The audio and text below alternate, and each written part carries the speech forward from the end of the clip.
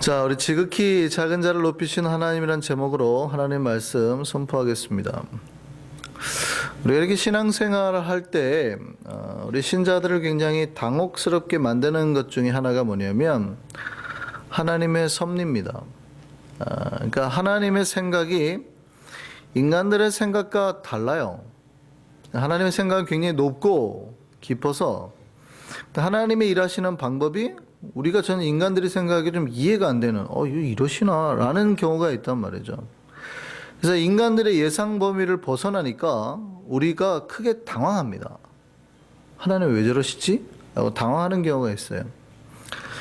인간들은 내 눈에 좋은 걸 선택하거든요. 여러 가지가 있을 때 그 중에서 가장 좋은 거를 가지고 일하고 싶어 합니다. 예를 들어서 우리 교회가 제가 우리 교인들을 데리고 게임을 한다고 생각을 해봐요.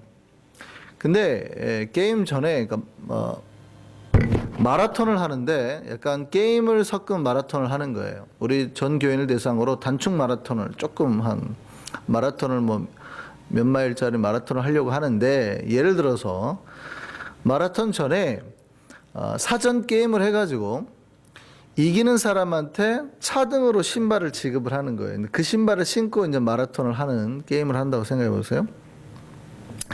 그래서 신발이 옵션인데 준비된 신발은 군화, 슬리퍼, 오리발, 하이힐, 그다음에 남자 구두, 농구화, 그다음에 좀 괜찮은 걸로 이제 러닝화, 그다음에 진짜 전문 마라토너가 신는 최고급 마라톤화가 준비가 돼 있습니다. 이렇게 쭉 비치가 돼 있어요. 그래가지고 우리가 게임을 했습니다. 게임해가지고 이긴 사람 순서대로 이제 그 신발을 선택할 수 있게 하는 거예요. 자, 그러면 유장로님이 게임에서 이겼습니다. 그럼 무슨 신발을 선택하시겠습니까? 당연한 거죠. 근데 최고급 마라토너를 가져갔어요. 자, 그 다음에 이그랭 집사님이 게임에서 이겼습니다. 그럼 또 뭘 선택하시겠습니까? 러닝화를 선택하겠죠.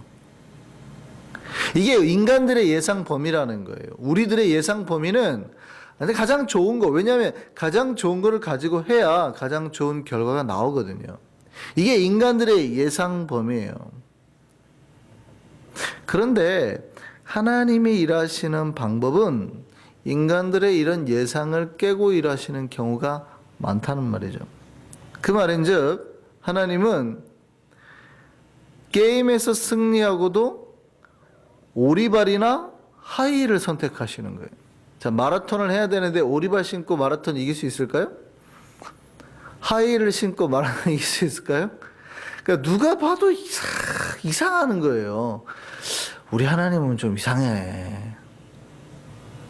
왜 저런 신발을 선택해? 이런단 말이죠.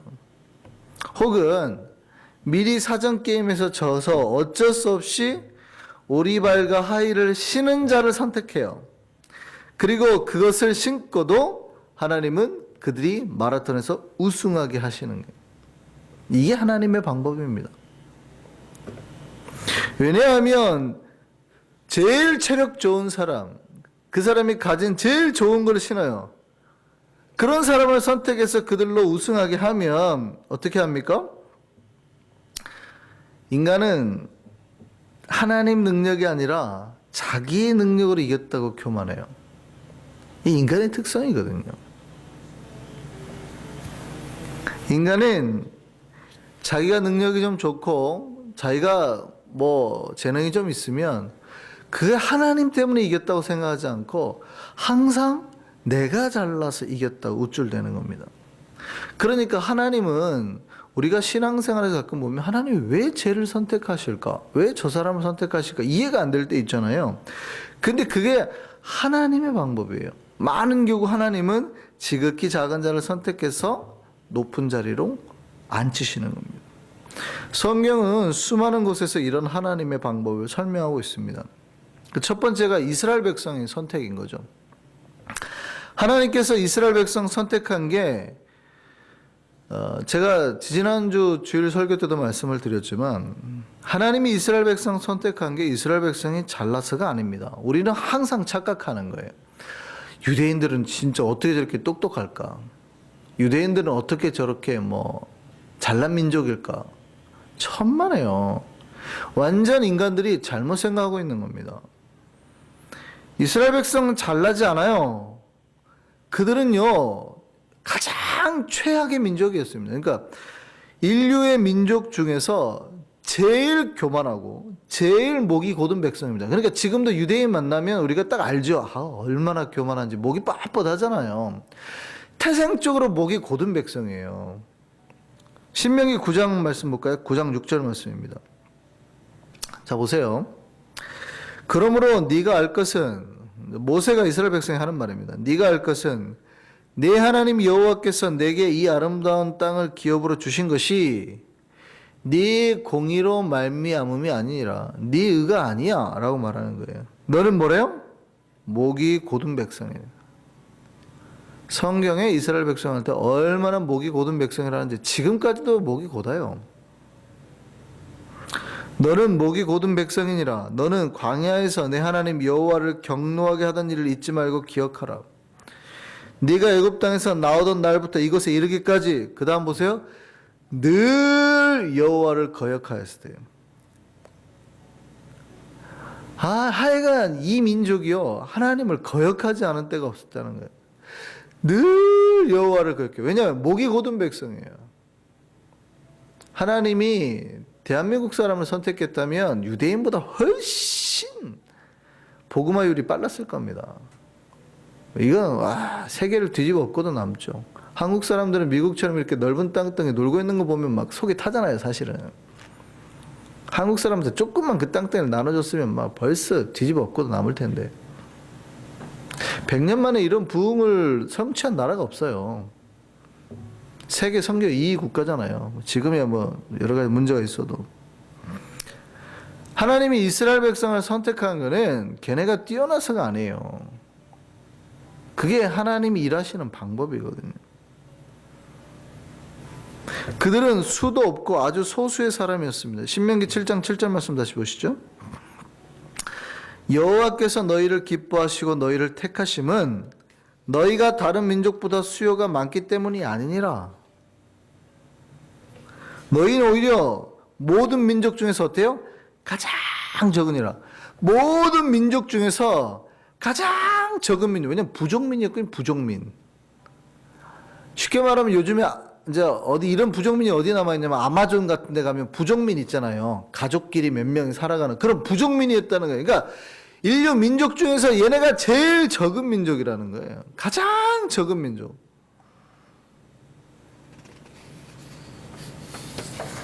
숫자도 없었고 가장 교만하고, 그러니까 숫자도 없는 놈들이 교만하기는 되게 교만해요. 잘난 것도 없는 것들이 엄청 교만하다 이 말이죠. 그런데 그게 하나님의 선택 기준이었어요. 하나님이 이스라엘 민족을 선택한 건 그들이 가장 적은 민족, 땅도 없는 방란 민족 아닙니까? 그런데 하나님은 그들을 선택하셔서 그들을 거룩한 백성이 되게 하시고 그들을 구원의 통로로 삼으셔서 인류 구원의 발판을 만드시는 거예요. 왜냐하면 그래서 하나님께서 구원하게 하셨다라는 것을 드러내게 하시는 거예요. 잘난 민족 선택해가지고 땅덩이가 제일 넓은 민족 선택하면 지들이 땅이 많아가지고 뭘 한 줄 알아요. 지들이 잘나서 그런 줄 알아요. 지들이 똑똑해서 그런 줄 알아요. 한국 사람들을 선택하지 않은 이유는 그래 놓으면 한국 사람들이 특징이 있죠. 교만해가지고요. 야, 니네 다 우리한테 감사해. 우리 민족이 니네 다 먹여 살렸어. 이런단 말이죠.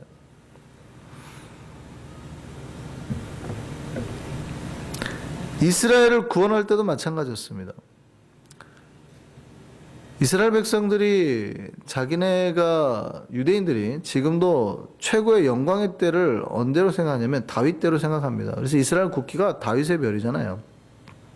다윗의 별이 그려져 있죠. 그러니까 다윗의 때를 가장 이스라엘 백성들이 최고의 때로 생각하는데, 생각해 보세요. 하나님이 다윗을 왜 선택하셨습니까? 어떻게 선택하셨어요? 그가 최고의 마음과 영혼과 몸을 가졌기 때문입니까? 그때 선택하지 않으셨어요. 그러니까 하나님이 다윗이 골리앗을 이기고 이스라엘 왕이 됨을 보고 선택하지 않으셨다고요. 하나님이 다윗을 선택했을 때는 정말 별 볼 일 없었을 때, 진짜 어디 저기 들판에서 양이나 치고 있었을 때, 나이도 어려가지고 제대로 생각도 못할 때, 소년 다윗일 때 선택하셨단 말이에요. 사무엘상 16장 말씀 한번 보시죠. 그들이 오매 사무엘이 엘리압을 보고, 이 엘리압은 이세 가문의 장남이죠. 그러니까 다윗의 큰 형입니다. 엘리압을 보고 마음에 이르기를 여호와의 기름 부으실 자가 과연 주님 앞에 있도다 하였더니, 그러니까 보고 굉장히 흡족했던 거예요. 사무엘이 보자마자 역시 하나님의 눈은 틀림이 없네, 이럴 정도로 마음에 흡족했다는 거예요. 야, 이 정도 사람이면 선지자 사무엘이 보기에도, 선지자가 보기에도 꽤 좋았던 것 같아요. 그랬는데 하나님 뭐라고 그래요? 여호와께서 사무엘에게 이르시되 그의 용모와 키를 보지 말라. 그러니까 꽤나 용모가 괜찮았어요. 키도 컸다는 얘기예요. 내가 이미 그를 버렸노라. 근데 하나님은 그게 아니었다는 거죠. 내가 보는 것은 사람과 같지 아니하니. 기준이 다르다는 얘기예요. 사람은 용모를 보거니와 나 여호와는 중심을 보느니라 하시더라. 사람들은 사람의 외모에서 풍겨나오는 걸 보고 판단합니다. 그리고 자기 눈에 높아 보이고 대단해 보이고 좋아 보이는 걸 먼저 잡으려는 경향이 있다는 거예요. 그게 심지어 선지자였던 사무엘도 그랬다는 거예요. 너무 잘났다는 거죠. 야, 얘가 하나님이 택한 종이구나. 잘났네. 그런데 하나님은 그 집에서도, 그러니까 이새가 사무엘 앞에 7 아들을 세워놨어요. 근데 그중 막내는 아예 선택하지도 않은 거예요. 왜냐하면 제일 어리고 나이도 어리고 얘는 그냥 양이나 치는 애예요. 아빠가 보기에도 얘는 기준 미달인 거예요. 누가 봐도. 저도 하나님이 예를 들어서 주의 종으로 쓴다 그러면 성산이를 데려가기를 원하지 한 주 이것을 쓰실까 싶단 말이죠. 좀 제가 더 똑똑한 것 같고 저놈이 더 의젓한데. 이새가 보기에도 얘는 예선 탈락이에요. 기준에 아예 못 미치는 거예요. 이런 놈이 뭐 이런 어린 것이 양이나 쳐야지라고 빼버렸단 말이에요. 왜냐면 엘리압이 너무 준수하니까. 이 집 장남이 너무 잘난 거예요.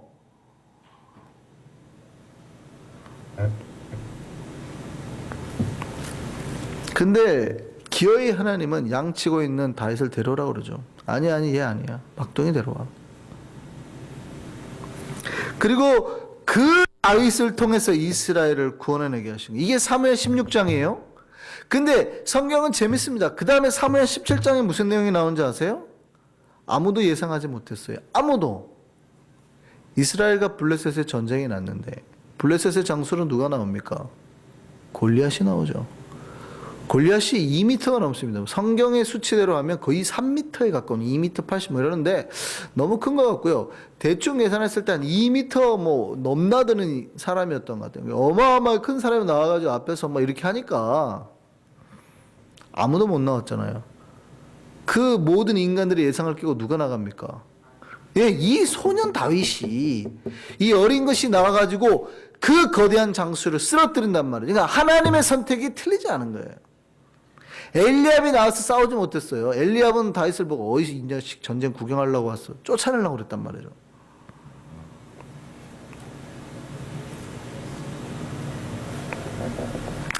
이게 하나님께서 일하시는 방법이에요. 하나님은 아주 작은 자를 통해서 큰 일을 이루시는. 왜냐하면 하나님이 살아계시다는 걸 언제나 증거하시려고, 그 믿게 하시려고, 드러내게 하시려고. 신약에 오면 바울이 그렇습니다. 바울도 마찬가지입니다. 우리는 바울이 위대한 사람이라고 생각하죠. 뭐 많이 배운 사람이긴 맞습니다. 대단한 사람이긴 맞지만 완전한 자는 아니었습니다. 바울은 자기 스스로를 약한 자다 이렇게 말합니다. 그리고 자기가 강해질 수 있는 것이 그 약함 속에 그리스도가 임하여서 강해졌다라고 고백합니다. 고린도서 12장 말씀 볼까요? 나에게 이르시기를 내 은혜가 네게 족하도다. 하나님 그러셨던 거예요. 이는 내 능력이 약한 데서 온전해짐이라 하신지라. 그러므로 도리어 크게 기뻐함으로 나의 여러 약한 것들에 대하여 자랑한다. 바울이 뭐라고 그래요? 나의 여러 약한 것들에 대해서 자랑하리니 이는 그리스도의 능력이 내게 머물게 하려 함이라. 내가 약했더니 오히려 그리스도의 능력이 내게 임하게 되더라는 거예요. 그러므로 내가 그리스도를 위하여 약한 것들과 능력과 궁핍과 박해와 곤고를 기뻐하느니 이는 내가 약한 그때에 강함이라. 이 말을 바울이 언제 한 줄 아세요? 이 말 직전에 바울이 이런 고백을 합니다. 바울은 자기 입으로, 그러니까 7절 8절을 보면 바울이 뭐라고 하냐면 자기 육체에 사탄의 사자가 있다 그럽니다. 그러니까 굉장히 바울의 입에서 나오기 힘든 말이에요. 사탄의 사자가 있다. 제가 어느 날 여러분에게 설교하다 그래요. 제 몸에 사탄의 사자가 있습니다. 이러면 여러분 어떻게 받아들일까요? 깜짝 놀라겠죠. 우리 목사님 큰일 났다. 아니 무슨 성령의 열매도 아니고 무슨 사탄의 사자가 있어. 안 놀래요? 놀라지도 않아요? 고대 사회의 이런 표현은 아주 위험한 발언입니다. 이건 뭐 그냥 끌려가는 거죠. 누가 믿겠습니까? 근데 바울이 자기 입으로 자기 육체에 사탄의 사자가 있다 그래요. 대부분의 신학자 그걸 간질이라고 생각했습니다. 그러니까 바울이 생각하기에도 이거는 사탄이 주는 거라고 생각이 들 정도예요. 간질이 뭐냐면 갑자기 입에 거품 물고 쓰러지는 거 아니에요. 이렇게. 오늘날에는 이거를 육체적인 병으로 생각했지만 옛날에는 뭐예요? 마귀가 들려서 그랬다고 생각해요. 이 마귀가 들려서. 근데 바울에 그게 있어요. 사탄의 조정을 받아서 입에 쓰러지고 거품을 무는 그런 마귀의 역사가 자기 안에 있다 이 말이에요.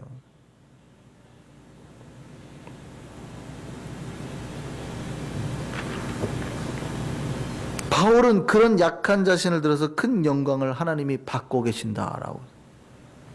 하나님이 이왕이면 바울 말고 좀 건강한 사람을 선택해서 일하면 좋지 않아요? 그러니까 여러분 간질의 특징이 뭐냐면 물과 불에 약하잖아요. 근데 바울이 성경을 보시면 뭐 바다에서 일주일을 지내고 빠져가지고 그러니까 간질을 오죽 자주 했겠냐고요. 사람을 살리기도 했겠지만 사람들 보는 데서 막 간질을 했을 거 아니에요. 전도가 되겠냐고요. 하나님은 차라리 그러면 그런 거 없는 사람을 선택해서 건강한 사람을 선택해서 일하면 좋지 않아요? 선교 다니려고 하면 얼마나 힘든데. 그런데 그 약한 사람을 들어서 큰 영광을 받는 이게 하나님의 방법이 있는 거예요. 여러분, 이 하나님의 방법이 우리에게 큰 위로가 됨을 믿으시기 바랍니다. 하나님은 높은 자들, 잘난 자들, 배운 자들, 힘 있는 자들, 능력 있는 자들을 선택해서 하나님이 일을 하시는 게 아니라, 물론 여기 계신 분 중에 내가 높은 자인데 나를 무시한다 목사님 생각하실지 모르지만 어쩌면 우리처럼 정말 약한 자들, 힘없고 돈 없고 능력 없고 잘난 거 없을지 모르지만 그런 우리들을 통해서 위대한 일을 하신다 이 말이에요. 여러분, 예수께서 이 땅에 오실 때 예루살렘 출신이 아닌 게 우리에게 얼마나 큰 위로가 되는지 몰라요. 예수님이 어디 출신이에요? 나사렛 출신이라니까요. 나사렛. 저 시골 출신이에요. 그 당시 사람들이 이렇게 말했어요. 요한복음 1장 말씀 보시죠. 빌립이 나다나엘을 찾아 이르되 모세가 율법에 기록하였고 여러 선지자가 기록한 그 일을 우리가 만났으니 요셉의 아들 나사렛 예수라. 빌립이 그럽니다. 성경에 예언된 메시아가 왔다. 나사렛 예수다. 그랬더니 나다나엘이 뭐라고 그래요? 야, 나사렛에서 무슨 선한 게 나온다고 이랬단 말이죠. 야, 무슨 나사렛 출신이야. 어디 촌놈이 와가지고 이런단 말이죠. 예루살렘 출신이 아닌 거예요. 예수님이 맨해튼 출신이 아니라 퀸즈 출신인 거예요. 맨해튼 사람들은 퀸즈를 보고 어디 시골이라 그러잖아요. 예수님이 아스토리아 출신이라니까요. 맨해튼 한복판에서 예수님이 나신 게 아니에요. 한국으로 따지면 강남 출신이 아니고 저기 어디 의정부, 어디 강원도 어디 저기 삼척을 무시한 게 아닙니다. 의정부 삼척 무시하는 게 아닙니다. 내가 오기 전에 의정부에 살았어요. 외곽대.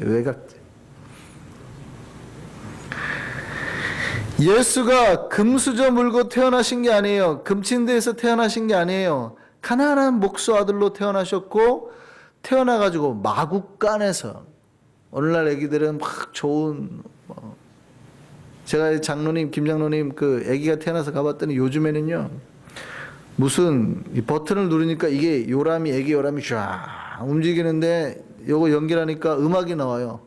쫙 스피커까지 하면. 뭐 이런 데에서 요즘에 아이들 살잖아요. 요즘에 우리는 탁 태어나면 애들 병원에 침대에 눕히고 정말 깨끗한 보로 이렇게 싸고 이렇게 다 그러잖아요. 여러분 애가 태어났는데, 여러분 하나님의 아들이 이 땅에 태어났는데 짐승 마구간에서 말구유에 눕혔다니까요. 예수님이 금수저 물고 태어나신 게 아니에요. 그런데 하나님이 그를 지극히 높여 최고의 영광의 이름이 되게 하셨다는, 이게 빌립보서 2장 말씀 아닙니까? 이게 기독교의 신자입니다. 이게 우리같이 연약한 신자들이 하나님을 믿고 따를 수 있는 힘과 능력이 된다고요. 하나님은 연약한 우리를 통하여서 가장 위대한 일, 큰 일을 하실 줄 믿습니다. 오늘 본문이 당시 세계에서 제일 큰 나라의 왕비를 뽑는 일입니다. 한번 생각을 해보세요. 여러분 조선시대 때 왕비 한번 뽑으려면 얼만큼 큰 일이 뒤에서 막 일어나는지 아시겠어요? 각종 이권, 뭐 뇌물, 권력이 다 사용되는 겁니다. 여러분 대통령 한번 되려고 하면 막 여당 야당 수많은 정치 권력이 다 움직이지 않겠어요? 왜냐하면 최고 권력 자리니까.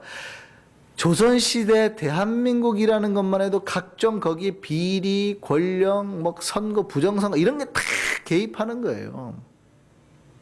왜 대한민국에서 4.19 부정선거 이런 게 나요? 권력의 자리를 잡으려고. 그런데 생각해보세요.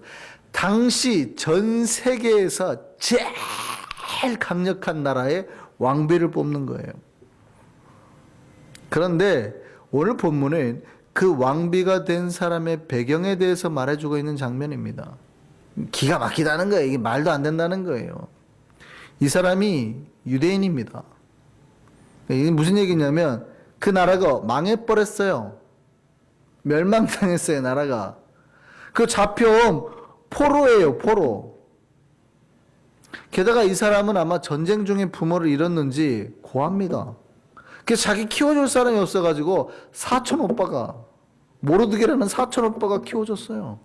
얼마나 불쌍한 사람이에요. 돈도 없다는 얘기예요. 부모도 없는 고아니까 백도 없다는 얘기예요. 나라도 잃어버린 사람이에요.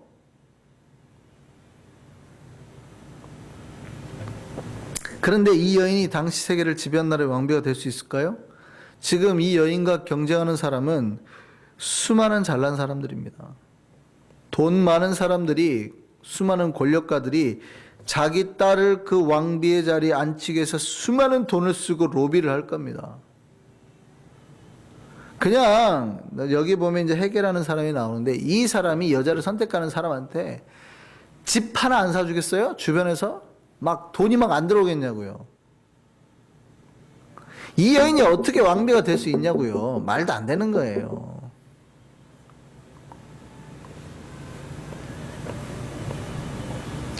그런데 이 여인이 왕비가 되었다 이 말이죠. 아무리 인간들이 생각하기에는 할 수 없는 일이에요. 이건 불가능한 일이다. 근데 하나님은 그걸 하셨다 이 말이에요. 물론 이때 이 여인은, 하닷사는, 에스더죠, 자기가 유대인인 신분을 감췄습니다. 그런데 나중에 자기가 유대인인 게 밝혀지면 어떻게 될까요? 감히 천박한 신분 주제 하면서 그 왕비를 막 몰아내려고 하지 않을까요? 그러니까 내가 유대인임을 밝히는 것이 이 왕비한테는 최악의 조건, 최악의 상황인 거예요. 그런데 왕의 최고의 신하인 하만과 에스더가 한번 갈등을 싸우게 되는 때가 나오죠. 이게 에스더서의 이제 주 내용인데, 그 갈등에서 이김의 비밀이 뭡니까? 자기가 유대인인 걸 드러낸 거예요. 감히 유대인인 나를, 왕비를 죽이려 했다. 이걸로 지금 붙는 겁니다. 자기 싸움에 최악의 카드를 오히려 그 카드로 마지막 카드로 최악의 조건을 내밀었어요. 근데 거기에서 승리하게 하셨단 말이죠. 누가요? 하나님께서. 하나님이 일하시는 방법이 이렇습니다. 최악의 조건, 최악의 상황, 가진 거 없는 자들을 선택해서 가장 높은 영화와 영광을 누리게 하시는 거예요. 하나님이 우리를 부르신 조건이 뭡니까? 여러분 얼굴이 잘생겨서입니까? 그렇게 생각하시는 분들이 있을 수도 있는데 개인적인 생각이고요. 예. 어제 제 와이프가 카톡으로 옛날 사진을 보내더라고요. 옛날 사진. 오랜만에 옛날 추억이 생각나는지 옛날 사진을 보냈어요. 언제적 사진이냐고 봤더니 제가 아마 대학교 다닐 때 사진인 것 같아요. 그리고 막 신혼 때, 그러니까 20년 전 사진, 20년도 더 된 사진을 보낸 거예요. 그러면서 한 거예요. 그래, 그때 좀 잘생겼었네. 이러고 이제 카톡이 온 거죠. 잘생겼어요. 그때는 좀 괜찮았어요. 뭐 이러고. 물론 지금도 괜찮다고 생각을 하지만, 거울을 보고 제가 느끼는 게 어느새 제가 작년까지만 해도 저는 아직도 20대라는 느낌으로 살았던 것 같거든요. 근데 올해 딱 들어와서 느낀 게 제가 50대다라는 느낌이 들어요. 그게 굉장히 이상한 느낌이더라고요. 그러니까 작년까지만 해도 나는 아직 20대 같은데 제가 한 5, 6년만 더 지나면 50대가 돼버리는 거예요. 젊었을 때 왔는데. 그죠? 제가 30대 거의 끝에 왔는데. 그러니까 어느샌가 제가 작년까지만 해도 제 마음은 아직도 나는 20대다 이런 느낌으로 살았던 것 같은데 오래되니까 벌써 50대가 됐다 이런 느낌이 들어요. 그러니까 얼굴도 사실은 옛날 사진에 비하니까 많이 변한 거예요. 우리 딴 얘기를 했는데 우리가 뭔가 얼굴이 잘생겨서 아니면 내가 돈이 많아서 내가 똑똑해서 하나님 우리를 선택하신 거예요? 아니에요. 정반대라고 생각하면 됩니다. 왜냐하면 하나님이 선택하는 방법은 정반대인 거예요. 우리가 잘난 게 없고 돈도 없고 머리도 그렇게 스마트하지 못합니다.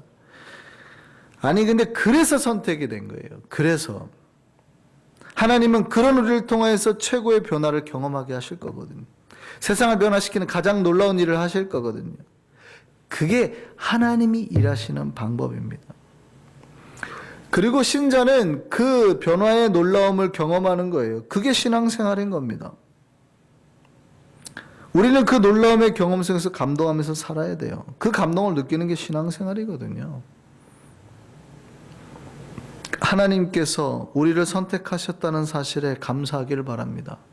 그리고 하나님께서 일하시는 그 역사 속에서 날마다 변화를 경험하고 매일매일 순간에 그 놀라움으로 우리의 인생을 가득 채우기를 소망합니다. 지극히 작은 자를 높이셔서 주님의 놀라운 일을 해나가는 그 하나님을 기대하며 이제 2015년을 마감하시고 2016년 가운데 그 놀라운 일의 결과를 거두는 그 열매를 거둬들이는 우리 일선교회와 우리 한성교회 모든 교우들 되시기를 소망합니다. 우리 기도하겠습니다.